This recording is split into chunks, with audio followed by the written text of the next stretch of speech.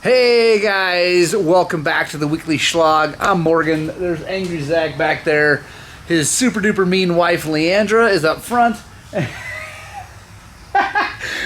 And it is time for another week with Highland Cycles, guys. If you're new here, this is our weekly shop vlog, or as I call it, Shlog, where we show you tech tips, tool spotlights, how-tos, broken stuff, blown up stuff, all that kind of good stuff. So anyway, if that sounds interesting, make sure you stick with us. I'm sure there's a thumbnail of something awesome, and we will get to that very soon. So anyway, yeah, welcome to Highland Cycles. Let's get to it.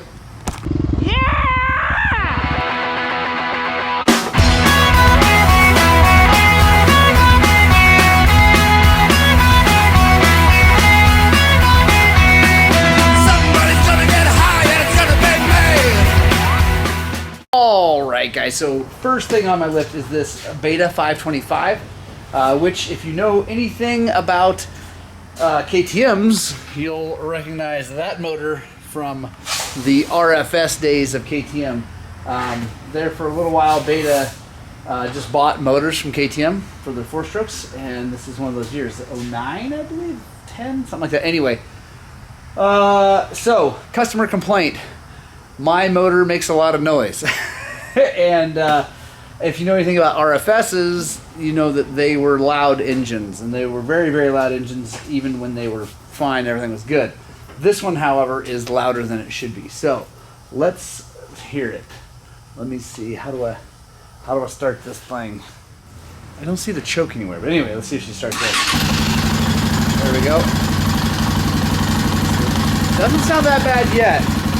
I will say though, I heard it making noise.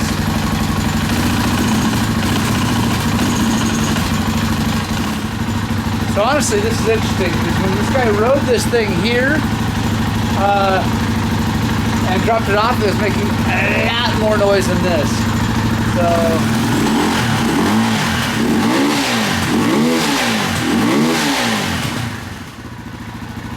might need to get some heat in the motor. But let's talk about what I think it might be. So it was making, like I said, a lot more noise than this. And it was all kind of over here on this right side, it seemed like. If you guys have been around RFSs long, I know there's some of you guys out there that have worked on them and known them. They had a nasty habit of the crankshaft nut coming loose over here. And the whole thing would make a ton of noise. The good thing was, if you caught it early enough, you just take it apart, tighten the nut down, and you'd be good to go. But yeah, this is crazy. It's seriously not making the noise that it was making. So I guess we'll let that thing warm up, and then we'll check back in here in a second. All right, guys. So I ran this thing and got it pretty stinking hot, and honestly, the sound never came back. But I have a gasket for this right side clutch cover, so figured, you know, no matter what, we'll just take that off. So here is the nut that used to be a problem, and it doesn't seem loose at all. I'm gonna go ahead and grab my impact. It's a left-hand threaded nut, and I'm gonna see if it'll tighten down a little bit more by going lefty-loosey, lefty-tighty, anyway, and see if that changes anything, if it tightens up at all. It doesn't seem like that's the problem, and everything over here seems nice and tight. I'm going to touch all the bolts that I can get to relatively easily. I might, like the clutch feels super strong, so I don't think that's a problem. I'll probably take the pressure plate off though and look. I'll bring you guys in if I find anything, but so far I'm not seeing anything, and it's really weird because honestly the thing didn't make any sound at all out of the ordinary. And when he dropped it off, I definitely heard something that wasn't right. So tis the life of a mechanic. So yeah, I'm gonna grab the impact, see if we can find anything out. I'll check back in here if I find something. All right, guys, so we have a bit of a mystery here. Mr. Sheets is taking apart a CRF150R. This is gonna be exciting, I promise. He may have to take the radiators off though. But let me show you guys why it's gonna be interesting. So it came in locked up tight. And here is the cam cap slash bucket. Let me get, hang on, let me get better light for you.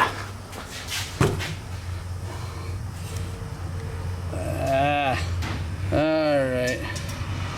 So now, if you look at that left bucket, that's not round anymore. Once he took the cam and everything out of the way, it did start to turn over. So this is going to be exciting, guys. So I'll check back in once he gets that thing off and gets it out of the way. But today I'm working on this beautiful Honda Transalp. It's a 1989 Transalp with like 13,000 miles on it. It's really clean. The only real damage is here on the crash bars. Fortunately, the crash bars did most of their work. We got the plastic a little bit, but it's not bad. But I mean, I think it's still got the stock grips on it, stock hand guards. Yeah, this thing is really, really cool. And the thing I like about this is that this is an adventure bike before there were adventure bikes. Before the huge craze of making these giant things that cost a ton of money. And they're really cool, don't get me wrong. I had a 990, it was awesome. They're really cool. The big GSs are cool. They're all neat. But this is just cool because Honda was doing it long before everybody else. Us, and so was BMW. I just want to tip my hat to Beamer. They've been doing that thing for a long time too. But it's pretty cool. It's a V-twin. And yeah, they're super rare. And the really cool thing is the day this guy dropped it off last week, another identical Honda Transalp showed up for a tire change, which was just nuts. So anyway, I'm doing fork seals, tires, and fixing a couple little things like the shift levers bent and a couple other stuff. So yeah, I'll check back in as we get going on it. We're doing anything interesting. So it's kind of unfortunate. It's not a giant, massive carnage, but there is water. And it's just water. It's not coolant in there. So that's kind of weird and awesome. I'm wondering if maybe we got hydro locked. But there's the head. Doesn't look that bad. But that lower right intake valve, it's lower right here. It's going to be the front left intake valve if it were on the bike. You can see how flush it is with the head. That thing is sucked up in there, so that's worn out for sure. So we have to figure that out. But there's also lots of like hard pieces up in here, like that. I don't know what that is. Anybody know what that is? Comment below. I don't know. We haven't figured out where that came from yet. But maybe it's the, looks like the cam bearings are all still intact. They definitely look blue, and the cam is junk. You can see, focus. See, it's scored up. There we go. Let me rotate it there. Anyway. So, we're renaming Highland Cycles the blown up Honda Motor Shop now. Anyway, yeah, so we got to figure out what happened. I'm not sure. That's a weird one. There's water in there. My guess is maybe it hydrolocked and bent some stuff, or I don't even know. I'm not sure how you bend the buckets on something like that, but anyway, it's bad. We'll be fixing it, so make sure you stay tuned. Make sure you subscribe if you want to see how this goes in the long run. Yeah, anyway. All right, guys, so if we take a look here, there she is. You can see that the little valvey hit the piston right there. So for you guys that don't know, guys and girls, whatever, all these modern four-strokes are what they call interference motors, which means that if the cams get out of time, the piston will interfere with the valves, or the valves will interfere with the piston. So they can't just keep turning. So yeah, and then if we look at, let me show you guys something here real fast. The cam chain it actually isn't too bad, like kinked, but it's real dark. It's got a bunch of, focus. There we go. Bunch of stuff on it, and anyway, it's gross. And one of the cam chain guides that goes here isn't there anymore. And the pieces of it are, anyway. So this gentleman needs and everything, crank and the whole thing, because if the piston hit the valve hard, anyway, the crank is definitely compromised. So it needs valves, piston, gaskets, cab, bleh, crank, the bearings, everything. So we're gonna look up all those parts. The problem is right now, because of, thanks to COVID-19, the parts are not available. So at least not aftermarket. We're gonna see if Honda has them. There's just a ton of parts to order.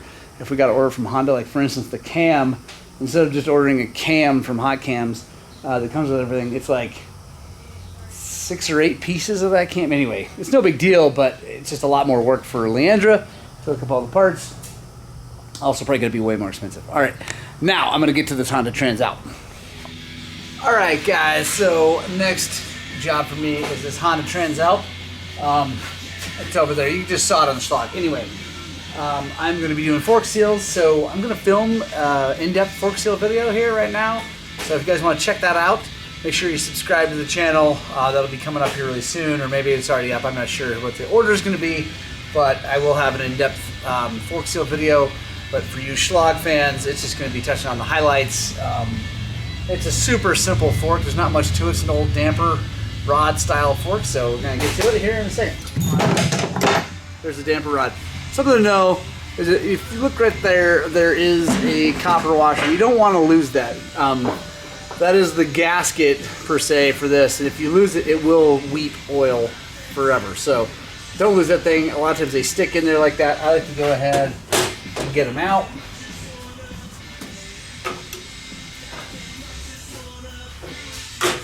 There we go. And then I just take it, put it on the bolt. So this is how old school forks worked, is this piston's moving through the oil and it comes out these holes, and that's what controls it. And the only way to change the way this fork works, because it doesn't have clickers or a valve stack or anything like that, is you can weld these holes up and move them up and down and make them smaller or bigger. It was an art form back in the day of how to do that. So anyway, we'll take that out, set it over here. All done. Basically the same as an XR600L, probably an XR500. I mean, they're all basically the same. These damper rod style forks really don't change from brand to brand. So as with everything, I'm gonna push it on it, make sure it moves like it's supposed to. It does. We're good. So. All right, guys, something you need to see. There's Zach. Yes, he's struggling with a moose. I don't want to give Mr. Sheets credit, but that is a Kenda Trackmaster, which is a very small volume tire, and he is trying to put a gigantic moose in it. But everybody, let's all together, let's laugh at Zach. Leandra's laughing at Zach, which is awesome. Oh, so good. All right. I'm gonna leave him alone with that. So I'm finishing up the Transalp. It looks like he got us some extra engine guards, so I gotta put those on. I think really he only needs the left one, because the left one's the only one that's all scratched up. So I think we'll take this one off, put the other one on, and then I should be done with it. Got new tires, fork seals, new blinkers, and full service. So I think it should be ready to rock and roll. All right, guys, got the Transalp almost done. I thought I was done, but turns out I got to put some bark busters on it. I just looked at the work order, but that's easy. No big deal. Got new grips and bark busters to put on there. I'll take care of that tomorrow. But now I want to talk about this. This is pretty cool. So this is a 2012 350 XC, I believe. XCF, I guess. Anyway, but more importantly, it was donated to us by Robbie Noyles, and he's donated to COVCO, which is the Colorado Off-Highway Vehicle Coalition. Anyway, they're one of the other groups, between them and the TPA, they're the two main groups that help fight to keep our trails open for motorized use. And what we're going to do is Robbie donated the bike to them. I'm throwing in $1,000 worth of parts and whatever, and then plus my labor to fix it up and make it all awesome and brand new.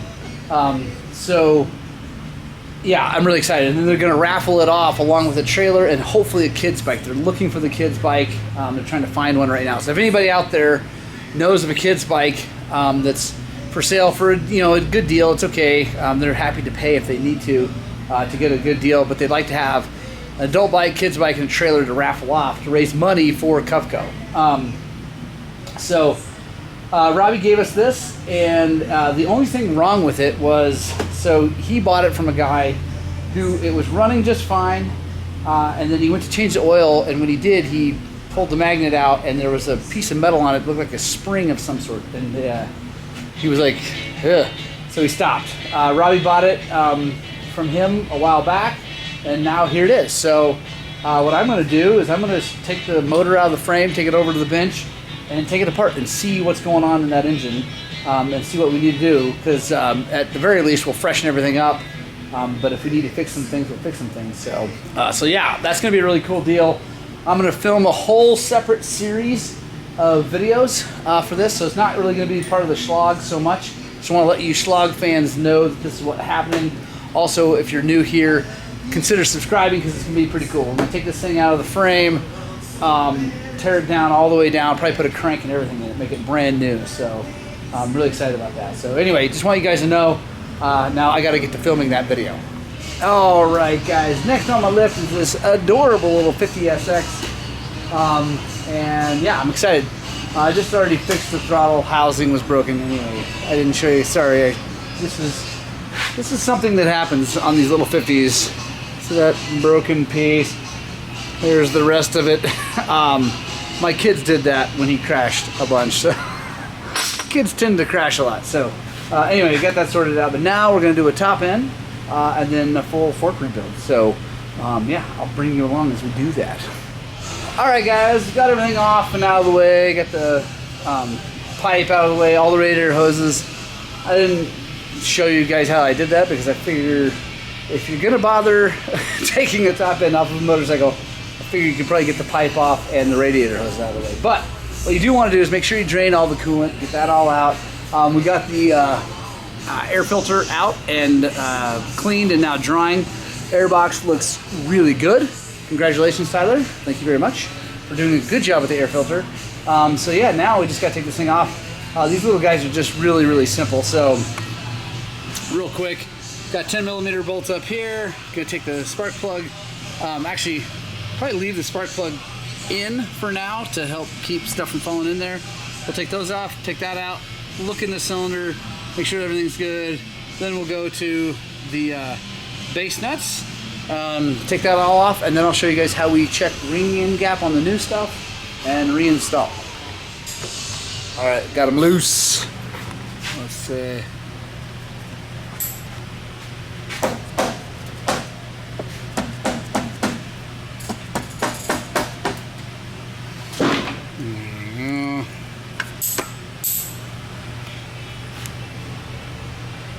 There we go. Looks pretty good.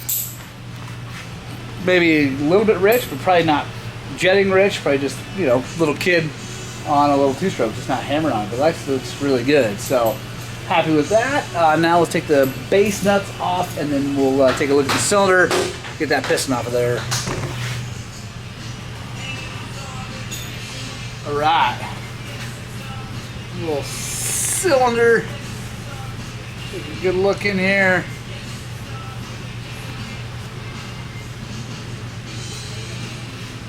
Like I figured, looks pretty good.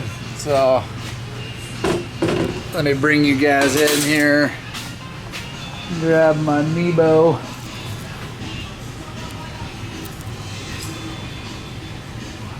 So it's the normal marks from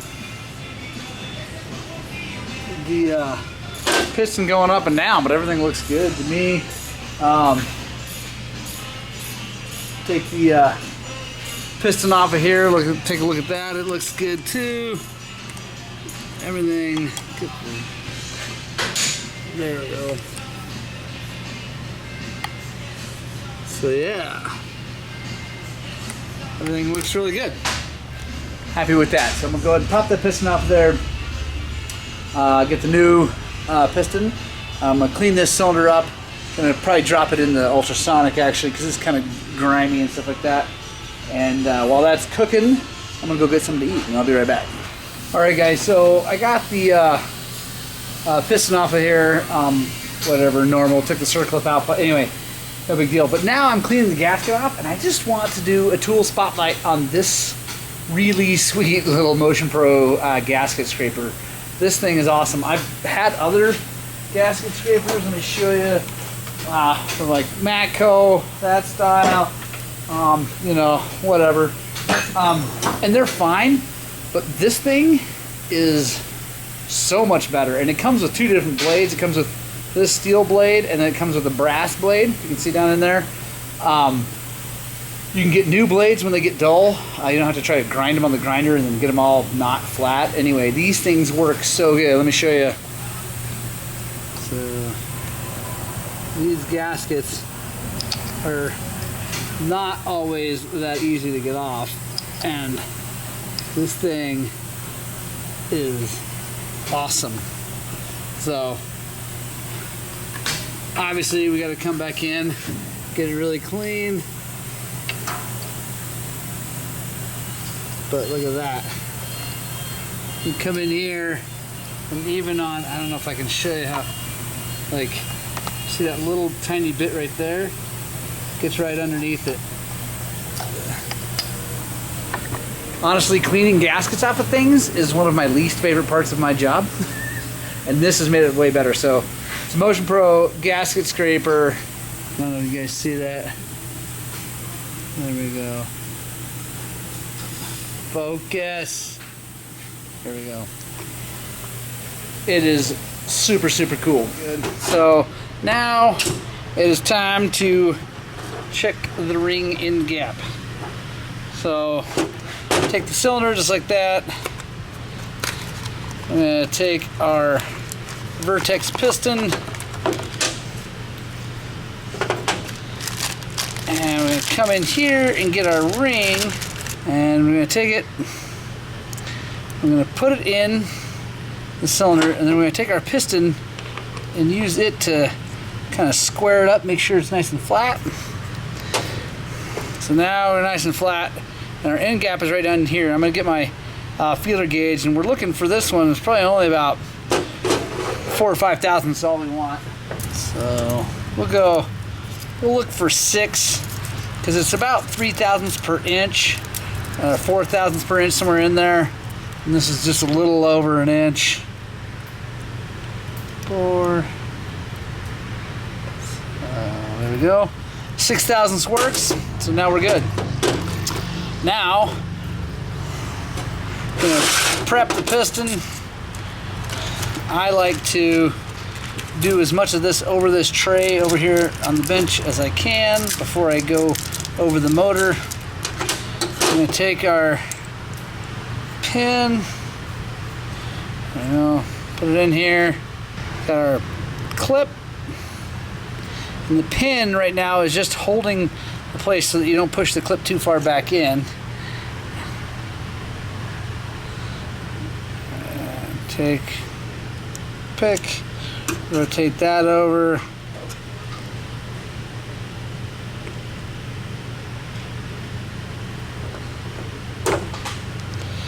There we go. Now we're ready to go over to the motor. I'm going to take our rag, and I'm going to put the rag down in there to catch anything in case we drop a clip. So then we're good to go there. A little bit of assembly lube. You can also use 2-stroke oil, but I like this assembly lube. Put it on our top end bearing, slide it into its home. Take our piston arrow going forward towards the exhaust. And actually, this pin, sometimes these pins are really tight, so get get it started like that. Make sure it's not poking into the hole, and then we come down here, slide her in, take this clip just like we did over at the bench.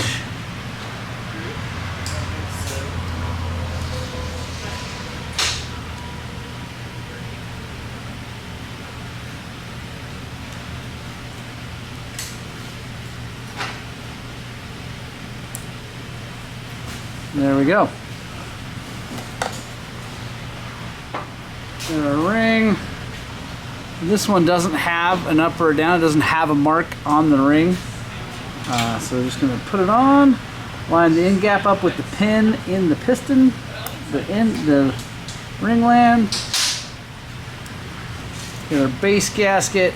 I'm using about the middle one. Like I've said in numerous other videos, I don't go nuts about measuring everything and making it perfect. I don't think you can tell the difference. And as long as the gasket is thick enough to squish and seal up, then you're good.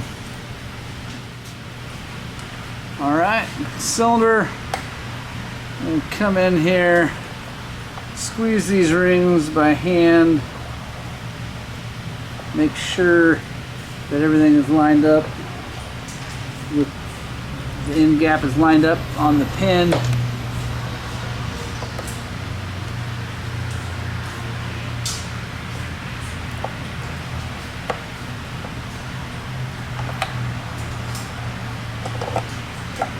There we go. Super simple. Take our kicker, rotate it over. There we go. Tighten our base nuts down nice and tight in a crisscross pattern.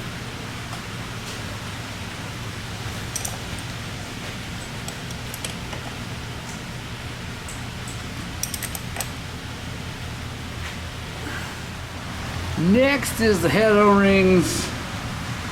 They should just set down in there. Sometimes they don't. Like, I don't know if you guys can see this, but they kind of want to pop up. So you want to be careful, but you can take them and kind of stretch them.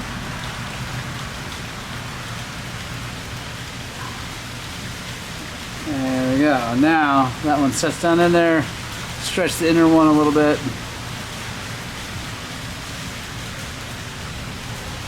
There we go.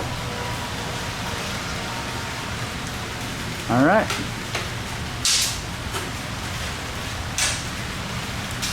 Got our head all cleaned up. I am going to replace the spark plug, but I left it in there just to not gum up any threads with anything. So there we go.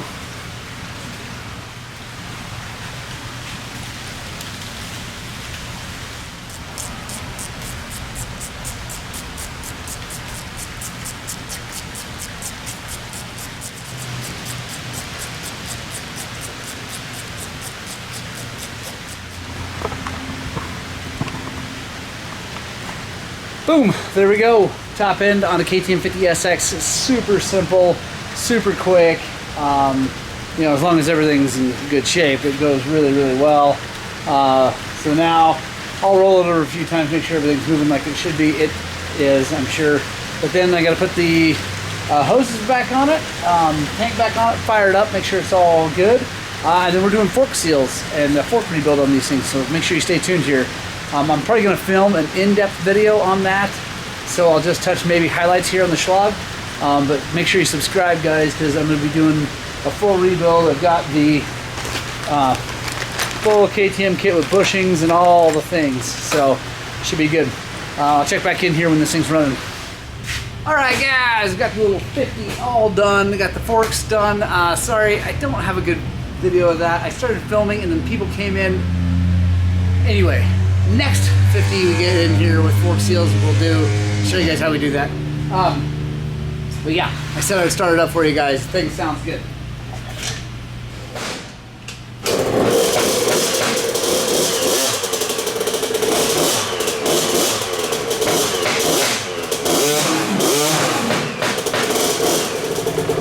So there we go, guys. Little 50's all ready to rock and roll again.